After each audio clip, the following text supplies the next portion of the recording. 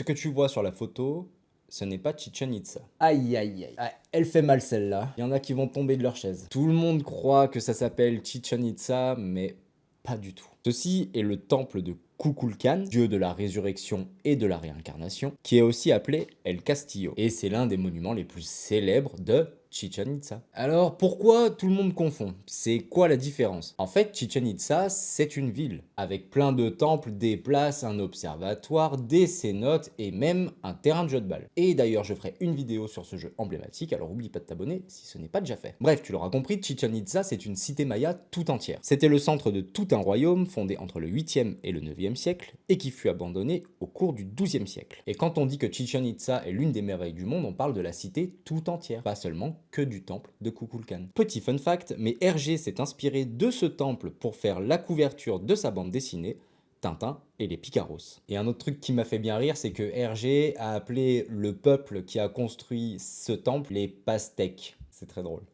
Enfin, moi, ça m'a fait rire. Et toi, est-ce que tu as eu la chance de visiter ce lieu incroyable? Si oui, n'hésite pas à me raconter ton expérience. Et si c'est non, bah dis-moi si t'as quand même envie de le visiter, si ça t'intéresse. Et en bonus, dans la description, je te dis la signification de Chichen Itza. Bonne lecture et adios.